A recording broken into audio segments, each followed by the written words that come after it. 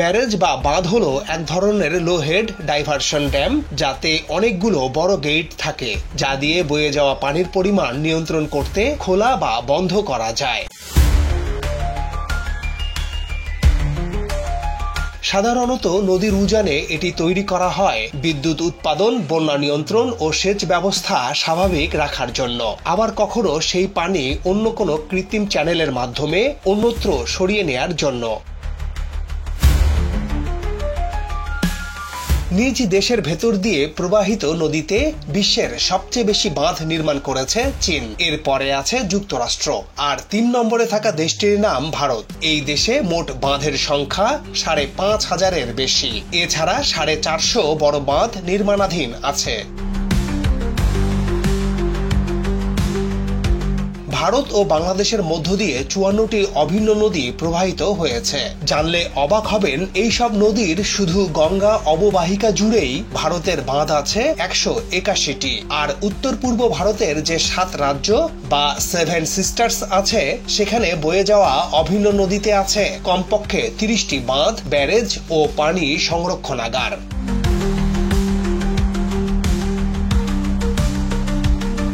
এখানেই শেষ নয়। ভারতের সিকিমের পর্বতশৃঙ্গ থেকে উৎপত্তি তিস্তা নদী, যা ভারত ও বাংলাদেশের উত্তরাঞ্চলের লাইফ লাইন বলে খ্যাত।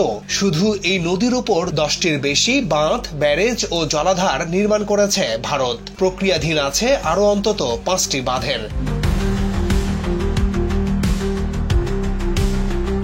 আজকের প্রতিবেদনে বাংলাদেশের উজানে ভারতের নির্মিত কয়েকটি বাঁধের পরিচিতি ও তথ্য তুলে ধরব, যে বাঁধগুলো পানির ন্যায্য অধিকার থেকে বাংলাদেশকে যেমন বঞ্চিত করছে, তেমনি অকাল বন্যায় প্লাবিত করছে দেশের বিস্তীর্ণ অঞ্চল, যার কারণে নষ্ট হচ্ছে দেশের হাজার হাজার কোটি টাকার সম্পদ।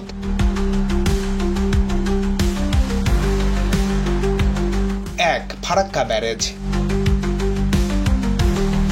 পূর্ব বাংলা তথা বাংলাদেশের মানুষ প্রথম যে বাঁধটি নিয়ে উদ্বিগ্ন ছিল তার নাম ফারাক্কা বাঁধ। গঙ্গা নদীর বুকে ভারতের পশ্চিমবঙ্গ রাজ্যের মালদহ ও মুর্শিদাবাদ জেলায় এই বাঁধটি অবস্থিত। ১৯৬১ সালে এই বাঁধ নির্মাণের কাজ শুরু হয়, শেষ হয় ১৯৭৫ সালে।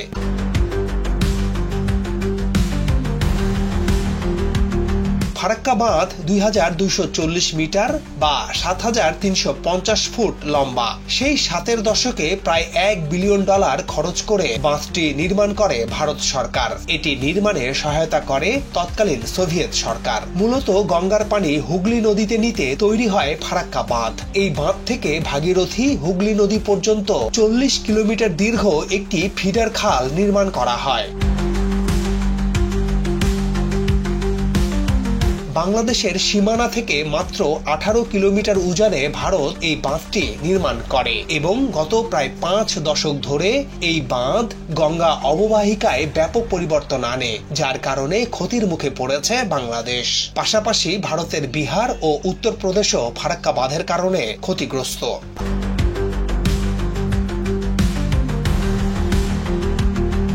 যা হোক, ফারাক্কা বাঁধ নির্মাণের পর বাংলাদেশে পানি প্রবাহ কমতে থাকার প্রেক্ষাপটে ১৯৯৬ সালে বাংলাদেশ ও ভারতের মধ্যে ৩০ বছর মেয়াদী গঙ্গা চুক্তি হয়। ২০২৬ সালে যে চুক্তি শেষ হবে। চুক্তি অনুযায়ী নদীতে ৭০,০০০ কিউসেক বা তার কম পানি থাকলে দুই দেশ সমান সমান পানি ভাগ করে নেবে। পানির পরিমাণ ৭০,০০০ কিউসেক থেকে ৭৫,০০০ কিউসেক হলে ৪০,০০০ কিউসেক পাবে বাংলাদেশ। বাকি অংশ প্রবাহিত হবে ভারতে। আবার নদীর পানির প্রবাহ ৭৫,০০০ কিউসেক বা তার বেশি হলে ভারত পাবে ৪০,০০০ কিউসেক আর অবশিষ্ট পানি বাংলাদেশে প্রবাহিত হবে।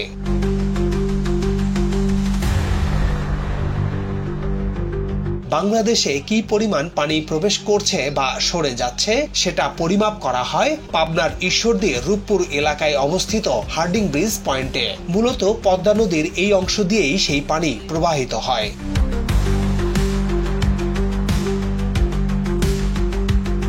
ফারাক্কা বাঁধের মোট ১০৯টি লক গেট রয়েছে। চুক্তি অনুযায়ী পানি না পাওয়া এবং অতি বর্ষায় কিংবা বন্যার প্রকোপ দেখা দিলে ভারত ফারাক্কা বাঁধের গেট খুলে দেয়। ফারাক্কার কারণে রাজশাহী, কুষ্টিয়া, মেহেরপুর জেলা বেশি ক্ষতিগ্রস্ত হয়। অকাল বন্যা আর পানি সংকটে তীব্র খরায় জর্জরিত হয় এইসব জেলার ফসলের ক্ষেত। জীববৈচিত্র্য ও পরিবেশ হয়ে পড়ে ঝুঁকিপূর্ণ। 2 ডুম্বুর ড্যাম। সম্প্রতি টানা বৃষ্টি আর উজানের ঢলে স্মরণকালের সবচেয়ে ভয়াবহ বন্যার কবলে পড়েছে দেশের 11টি জেলা। আর এই বন্যার মধ্যেই ব্যাপক আলোচনায় আসে ভারতের ডুম্বুর বাঁধের নাম। বাংলাদেশের অনেকের অভিযোগ, ভারতের ত্রিপুরা রাজ্যের গোমতী নদীর মুখে অবস্থিত এই বাঁধের গেট খুলে দেওয়ার কারণে বাংলাদেশে বন্যার তীব্রতা বেড়েছে, যদিও ভারত সরকার বিষয়টি সত্য নয় বলে জানিয়েছে।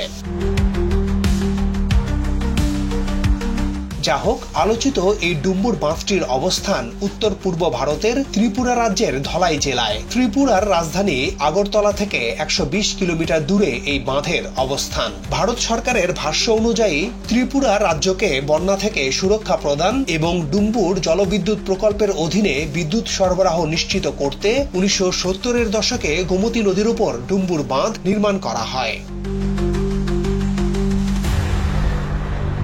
বাংলাদেশের উজানে এই বাঁধ অবশ্যই অন্য সব বাঁধের মতো এই দেশের জন্য অকাল বন্যার কারণ হতে পারে, কারণ গোমতী নদীর বিস্তৃতি 300 কিলোমিটার, এর মধ্যে ভারতে 150 ও বাংলাদেশে 150 কিলোমিটার এর ব্যাপ্তি।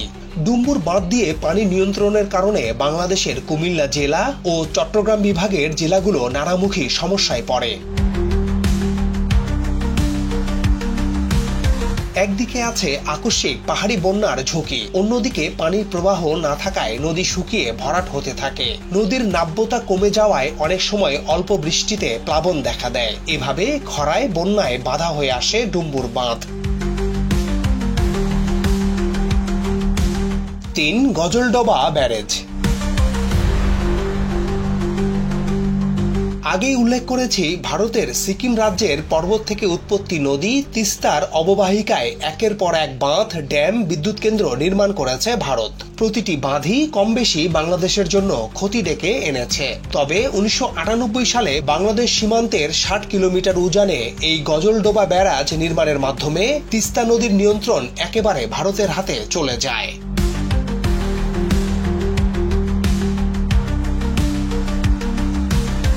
সিকিম ও পশ্চিমবঙ্গের উপর দিয়ে প্রবাহিত হওয়ার পর বাংলাদেশে প্রবেশ করে তিস্তা ব্রহ্মপুত্র নদের সঙ্গে মিলিত হয়েছে। তিস্তার সাথে দেশের উত্তরের 25টি নদীর প্রবাহের সম্পর্ক রয়েছে। তিস্তার দৈর্ঘ্য 315 কিলোমিটার, যার মধ্যে 200 কিলোমিটার ভারতে ও 115 কিলোমিটার বাংলাদেশ অংশে পড়েছে।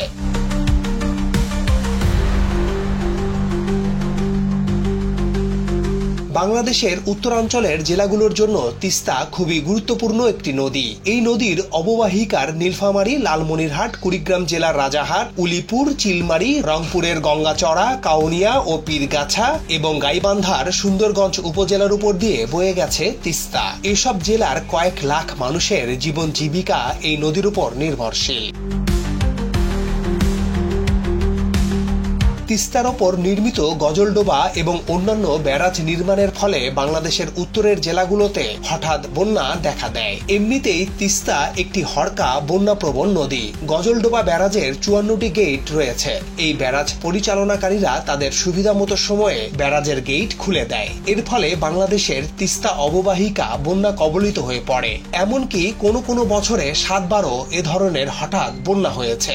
আবার যখন খরা মৌসুমে পানির জন্য হাহাকার পড়ে যায়, তখন ব্যারাজের গেট বন্ধ রাখে ভারত। এভাবে একতরফা তিস্তার নিয়ন্ত্রণ দেশটির হাতে রেখে দেয়া আন্তর্জাতিক আইনের বরখেলাপ। কিন্তু কে শোনে কার কথা? তিস্তা নদীর পানি বন্টন চুক্তি নিয়ে বাংলাদেশ বারবার তাগাদা দিলেও ভারতের কেন্দ্রীয় সরকার রাজি হলেও পশ্চিমবঙ্গের রাজ্য সরকার চুক্তি হতে দিচ্ছে না।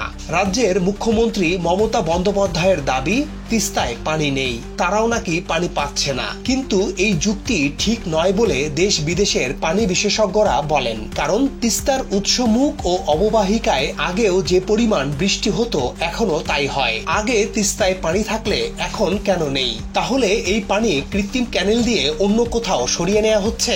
কারা নিচ্ছে? এসব প্রশ্নের কোনো উত্তর দেয়নি ভারত সরকার। আর এসব কারণে বাংলাদেশের এক দুঃখের নাম তিস্তা। কিন্তু তিস্তা চিরদিন দুঃখের নদী ছিল না, ভবিষ্যতেও থাকবে না। তিস্তা নিয়ে বাংলাদেশের মহাপরিকল্পনা বাস্তবায়ন এখন সময়ের দাবি।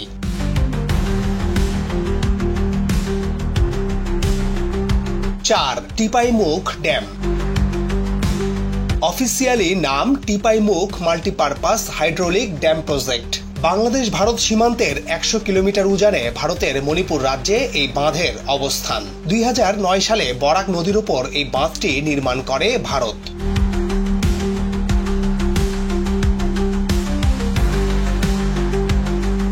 মণিপুর রাজ্যের টিপাইমুখ নামের গ্রামে বরাক এবং তুইভাই নদীর মিলনস্থল। এই মিলনস্থলের ঠিক 1600 ফুট দূরে বরাক নদীতে 162.8 মিটার উঁচু ও 1600 ফুট দীর্ঘ বাঁধ নির্মাণ করে দেশটির সরকার। মূলত 1500 মেগাওয়াট বিদ্যুৎ উৎপাদনের লক্ষ্য নিয়ে ভারত সরকার কাজ শুরু করে।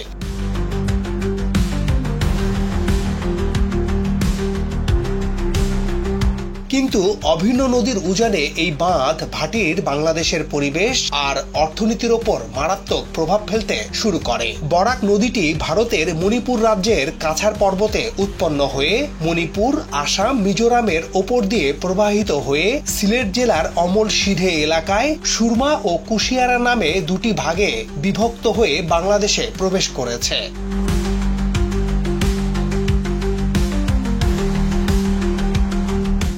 সুরমা অববাহিকা বাংলাদেশের সিলেট এবং সুনামগঞ্জের পূর্বাংশে বিস্তৃত। আবার মৌলভীবাজার ও হবিগঞ্জ জেলা দুটি কুশিয়ারা অববাহিকার অন্তর্গত। নানা পথ ঘুরে এই নদী দুটি আবার এক জায়গায় মিলিত হয়েছে। মোট কথা, মণিপুর থেকে আসা বরাক নদী বাংলাদেশের প্রধানতম নদী মেঘনার সাথে সরাসরি যুক্ত বলে বরাকের গুরুত্ব অনেক বেশি, কারণ মেঘনা সরাসরি বঙ্গোপসাগরে গিয়ে পড়েছে।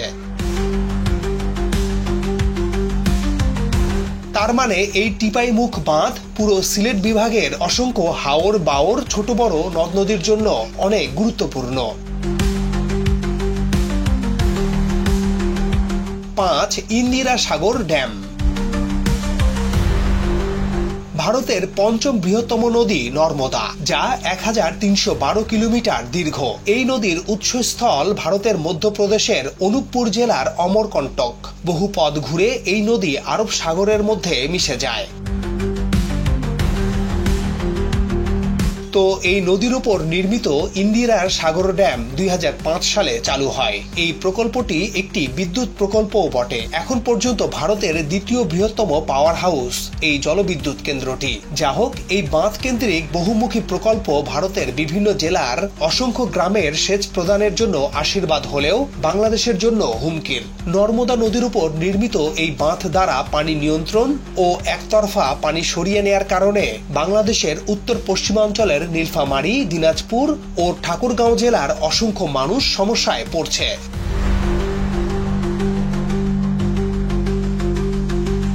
ভিডিওটি খুব বড় হয়ে যাচ্ছে, তাই সংক্ষেপে অভিন্ন নদীর উপর নির্মিত এবং বাংলাদেশের জন্য হুমকি এমন কয়েকটি ড্যামের পরিচিতি তুলে ধরছি। 6. ধুবড়ী বাঁধ। ব্রহ্মপুত্র নদের উপর আসামে এই বাঁধ নির্মাণ করেছে ভারত সরকার। এর দ্বারা এই নদীর পানি নিয়ন্ত্রণ করে দেশটি। ময়মনসিংহ ও জামালপুর জেলার উপর দিয়ে ব্রহ্মপুত্র প্রবাহিত, ফলে এই নদীর প্রবাহের উপর নির্ভর করে এই দুই জেলার বিপুল জনগোষ্ঠীর জীবন প্রবাহ। 7. তেহরি ড্যাম। পশ্চিমবঙ্গে গঙ্গা নদীর উপর তেহুরি বাঁধ নির্মাণ করা হয়েছে। এই বাঁধের প্রভাব পড়ে শেরপুর, জামালপুর ও ময়মনসিংহ জেলার মানুষের ওপর। 8. উকাই ড্যাম। ভারতের গুজরাতে তাপ্তি নদীর ওপর উকাই বাঁধ নির্মাণ করা হয় 1972 সালে। এটি সর্দার সরোবরের পরে গুজরাটের দ্বিতীয় বৃহত্তম জলাধার। এটি বল্লভ সাগর নামেও পরিচিত। বাঁধটি সেচ, বিদ্যুৎ উৎপাদন এবং বন্যা নিয়ন্ত্রণের জন্য নির্মাণ করে ভারত। প্রায় 62,225 কিলোমিটার বিস্তৃত এর ক্যাচমেন্ট এরিয়া। তাপ্তি নদীর উপর নির্মিত উকাই বাঁধের প্রভাবে বাংলাদেশের পঞ্চগড় ও ঠাকুরগাঁও জেলা কখনো বন্যা কবলিত হয়, আবার কখনো খরায় পিষ্ট হয়।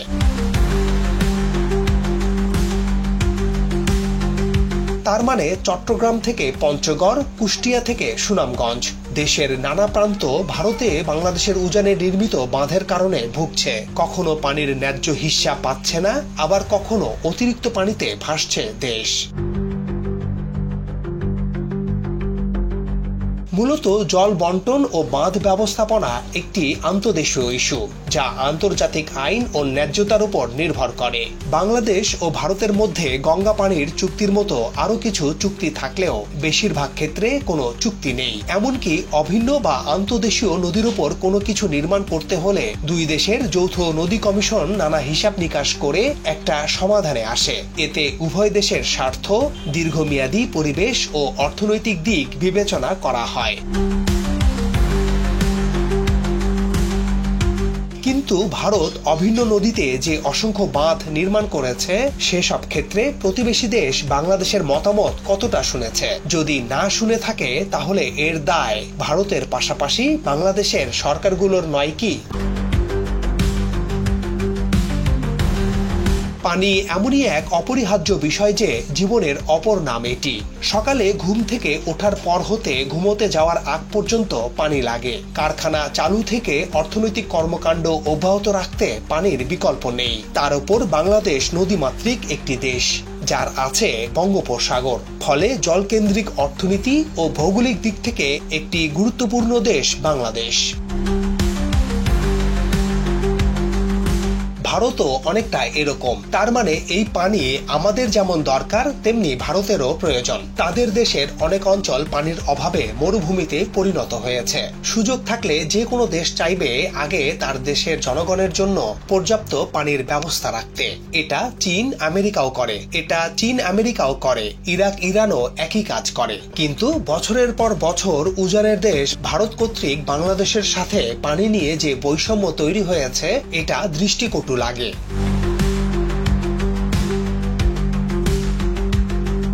ভারত ও পাকিস্তানের মধ্যেও তো আন্তঃসীমান্ত নদী আছে। কই, পাকিস্তানের সাথে তো ভারত এমনটা করে না। তার মানে ভারত ও বাংলাদেশ চাইলে যৌক্তিক সমাধানে অবশ্যই আসা সম্ভব। কিন্তু দীর্ঘদিন ধরে ভারতের সাথে বাংলাদেশের সরকারগুলোর নতজানু কূটনীতি এই সংকটকে দীর্ঘস্থায়ী করেছে। আবার আমাদের দেশের অতি উৎসাহী নাগরিক সমাজ বা বিভিন্ন রাজনৈতিক দলের দায়িত্বশীল নেতা, কিছু কলামিস্ট, অতি বাম ও অতি ডান মনোভাবের ব্যক্তিদের আক্রমণাত্মক বক্তব্য এই সমস্যার সমাধানের পথকে বিলম্বিতই করেছে।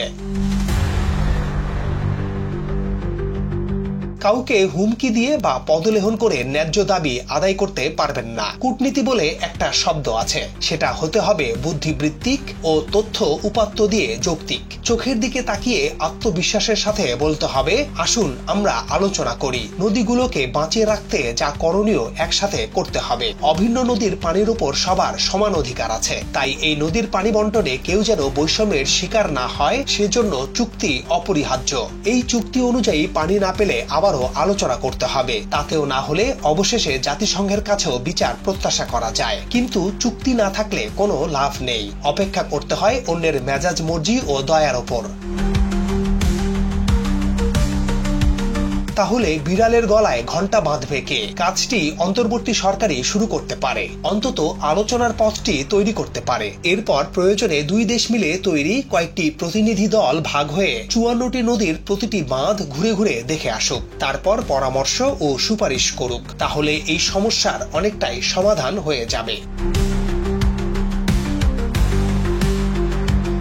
সবশেষে বলতে চাই, একটি দেশের সরকারের সাথে সরকারের সম্পর্কের চেয়ে গুরুত্বপূর্ণ হলো দেশের জনগণের সাথে জনগণের সম্পর্ক। সরকার যাবে, সরকার আসবে, কিন্তু সরকার দেশের মালিক না, মালিক জনগণ। তাই অন্য দেশের সরকারের প্রতি ক্ষোভ বা অতিরিক্ত প্রেম, দুটোর কোনোটারই প্রভাব যেন সেই দেশের জনগণের উপর না পড়ে। তাহলে কেবল দূরত্বই বাড়বে, আর জনগণের সাথে জনগণের দূরত্ব বাড়লে সেটা কেবল বিভেদ আর কুৎসা বাড়াবে, নষ্ট করবে সম্প্রীতি, যা আমাদের কারোরই কাম্য নয়। সবাই ভালো ও সুন্দর থাকুন। সাবস্ক্রাইব করে সাথে থাকার অনুরোধ থাকলো।